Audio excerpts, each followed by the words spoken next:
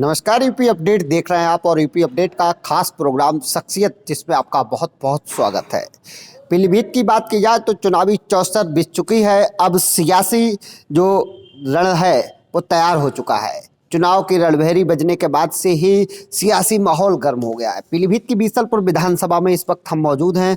आपको बता दें, हमारे साथ इस वक्त मौजूद हैं डॉक्टर रवि शरण सिंह चौहान, जो बीसलपुर के सरस्वती विद्या मंदिर इंटर कॉलेज के प्रधानाध्यापक हैं एवं यदि राजनीति की बात की जाए तो काफ़ी सक्रिय रहते हैं। अभी हाल ही में उनका काफ़ी नाम चर्चा में रहा था विधानसभा चुनाव के दौरान, और अब हम उनसे सीधे तौर पर जुड़ेंगे क्योंकि वह भी भारतीय जनता पार्टी में टिकट के प्रबल दावेदार थे। हालांकि विवेक वर्मा पर टिकट की का वो जो भरोसा है उन पर जताया गया है, लेकिन अब उनका क्या कहना है? क्या नाम है सर? बहुत बहुत स्वागत है जी, आपका स्वागत है, बहुत बहुत आपका धन्यवाद सर। अब टिकट जो है विवेक वर्मा के हाथ लग चला गया।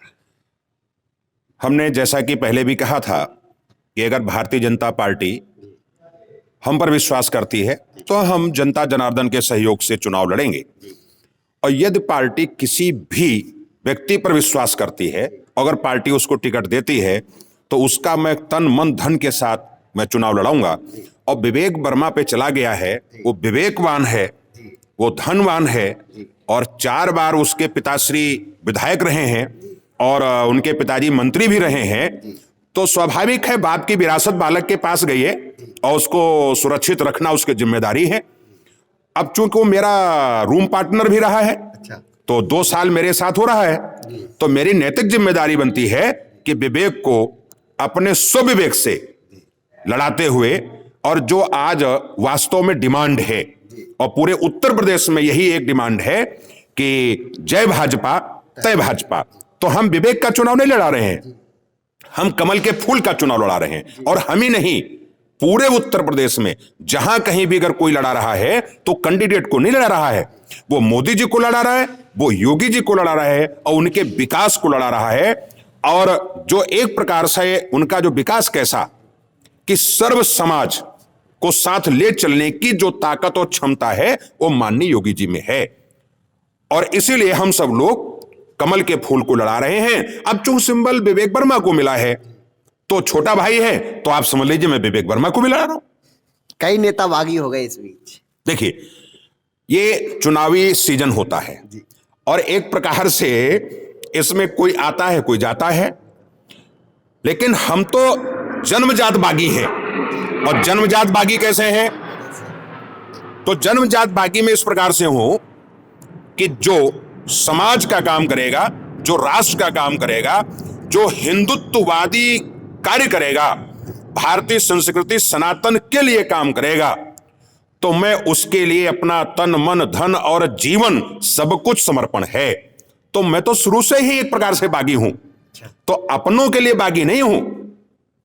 जो अन्य लोग सोचते हैं कि मैं इस प्रकार से हिंदू समाज को तोड़ लूंगा, तो उनके लिए मैं बागी था, बागी हूं, बागी रहूंगा। चुनावी रणनीति क्या रहेगी इस बार? देखिए, हमारी चुनावी रणनीति, अगर टिकट हमको मिलता तो हमारी तो रणनीति ये थी, 500 लोगों की सूची अपनी तैयार, ये मेरे पास पूरी सूची है, और इसके साथ साथ में जो हमारे 426 बूथ हैं, ये तो 426 बूथों पर अपना एक एक कार्यकर्ता कैसा मॉनिटरिंग करने वाला। और कुछ वोट समीकरण ऐसे होते हैं कि किसी भी जात बिरादरी में अगर कोई पढ़ा लिखा इंसान है, या कहते हैं वो बड़ा रिच मैन है, पैसे वाला है, तो वो बड़ा वेट करता है कि यार अभी तो 9 बजा है, अभी तो 10 बजा है, अभी तो मैं स्नान कर लूं, फिर ब्रेकफास्ट कर लूं, फिर जरा भोजन कर लूं, उसके बाद फिर कहता है चलो देखो यार लंबी लाइन तो नहीं लगी है। तो क्या है कि ऐसे में लोग वोट डालने नहीं जाते। तो मेरी रणनीति क्या थी, और मैं ये रणनीति विवेक वर्मा को भी बताऊंगा, और उनकी पहुंच रही है बात अभी तक। अच्छा, विवेक तक पहुंच रही, बहुत अच्छी बात है। मैं उनको भी बताऊंगा कि जैसे मैंने अपनी रणनीति बनाई थी कि 2 घरों पर, 3 घरों पर, 4 घरों पर पहले मतदान, फिर स्वयं का जलपान, और उसके बाद में 3-2 घरों पर जो हमारा कार्यकर्ता लगा है, तो माता जी, बहन जी, भाभी जी, नानी जी, काका जी, आंटी जी, अंकल जी, पहले उनको ले जाकर के आप मतदान कराइए और उसके बाद में फिर अपने बूथ को जिताइए और बस काम हो जाएगा। इसीलिए मेरा अपना जो आकलन था और समाज के कई कार्यकर्ताओं का आकलन था कि अगर प्रधानाचार्य जी आप खड़े होते हो तो आपका वोट 1.25 लाख से 1.5 लाख के बीच में मिलेगा। तो इस प्रकार का आकलन हम लोगों का था। तो ये मेरी रणनीति थी और यही रणनीति के तहत मैं विवेक को भी बताऊंगा और आपके माध्यम से विवेक के पास बात पहुंच भी रही है। अगर वो मेरा सहयोग लेंगे तो मैं उनकी रणनीति ऐसी बना दूंगा, और अगर वो सहयोग नहीं लेंगे तो जितना मेरे से कर मिलेगा तो उस रणनीति के माध्यम से मैं कमल के फूल को यानी विवेक वर्मा को मैं जिताऊंगा। डॉक्टर रविशरण सिंह चौहान की बात की जाए तो भले ही चुनाव में ना आए हों, लेकिन विकास की आपकी एक सोच रहती, वो क्या है इस बार? देखिए, मेरा तो एक स्लोगन है, वैसे तो 5 राजपूत रेजिमेंट का है, बोल बजरंग बली की जय सर्वत्र विजय। तो हमने अपना मोटो क्या रखा है? सर्व शिक्षा का उदय सर्वत्र विजय। ये मेरा स्लोगन है और ये स्लोगन मेरा अब अनवरत चलने वाला है। अब चूंकि विधानसभा विधायक मंत्री ये तो एक अपना भाग्य भी मैं मानता हूं, और जिसको कहते हैं कि अगर नसीब में सत्ता और राजगद्दी है उसको मिलेगा, और नहीं है तो नहीं मिलेगा। तो इसलिए जैसे मैं पहले था वैसे मैं अभी हूं, वैसे आगे रहने वाला हूं। इन सब चीजों से मैं अपना कोई मोह भी नहीं है, कोई लगाव भी नहीं है, और बहुत ज्यादा इसके पीछे मेरे को भागना भी नहीं है। आसानी से मिलेगा, अगर आता है तो उसका उपयोग करेंगे और जनता के लिए सदुपयोग करेंगे, और नहीं है तो कोई बात नहीं। लेकिन विकास का जहां तक मुद्दा है, हमने पहले भी आपके चैनल के माध्यम से बताया था कि जैसे अनाथ बच्चों के लिए बीसलपुर विधानसभा में कोई व्यवस्था नहीं है। तो मैं आपको दिखा भी सकता हूं, लगभग 20 बाई 60 फीट का एक हाल बन रहा है, उसमें किचन है, लैट्रीन बाथरूम है और सत्संग भवन है और संत कुटी है। तो इस प्रकार की योजना मेरी चल रही है। लगभग ये समझ लो अभी 8 लाख रुपए उसमें खर्च हो चुके हैं। दूसरा विकास की बात है, जो हमने पहले टीवी के माध्यम से आपसे मैंने कहा था कि हमको स्पोर्ट्स स्टेडियम बनाना है। आप ये समझो, कल मैंने उसका भौतिक परीक्षण किया है और उसमें हमारा 100 मीटर, 200, 400, 600, 800 इसकी मेरी पूरी जो है दौड़ के लिए पूरा बनने जा रहा है उसमें। और इसके माध्यम से जो पूरे 130 विधानसभा के, या कह लीजिए पूरे बीसलपुर तहसील के, या जो अदर से भी कोई हमारे पास आना चाहेगा, उसके लिए मैं उसमें ट्रेनिंग दूंगा, फ्री ऑफ कास्ट ट्रेनिंग दूंगा। अच्छे ट्रेनर रखने की व्यवस्था है और उसके माध्यम से हम सबको रोजगार दिलाएंगे। और जब बच्चा रोजगार की तरफ उन्मुक्त होगा, रोजगार युक्त हो जाएगा, पैसा उसके पास आना जाना शुरू हो जाएगा, तो उसका घर का भी विकास होगा, समाज का भी विकास होगा, क्षेत्र का भी विकास होगा। और इसी के साथ साथ में जो हमने IIT नीट की बात की है, वो हमारा शुरुआत हो गई है, ऐसे पुस्तकालय की शुरुआत हो गई है। तो शिक्षा के अपना केवल एक एम है, एक उद्देश्य है। मैं प्रधानाचार्य हूं और शिक्षक हमेशा शिक्षक ही रहता है, कोई माने या न माने। 4 लोग ये भी कह सकते हैं यार प्रधानाचार्य और राजनीति की तरफ अग्रसर है। तो हमारे महामहिम से लेकर के और तमाम ऐसे आपके समाज के सामने उदाहरण हैं कि मंत्री भी हैं, प्रधानमंत्री भी हैं और राष्ट्रपति भी रहे हैं, ये सब शिक्षक ही रहे हैं। और उत्तर प्रदेश के तो कई मुख्यमंत्री शिक्षक रहे। मायावती भी टीचर थी, वो भी थी, बहन जी मायावती भी अध्यापक थी, मुलायम सिंह भी थे, कल्याण सिंह, तमाम ऐसे उदाहरण हैं। तो हाँ, शिक्षक को अपना शिक्षक धर्म निभाना जरूर चाहिए, उसके बाद में अतिरिक्त काम करना चाहिए।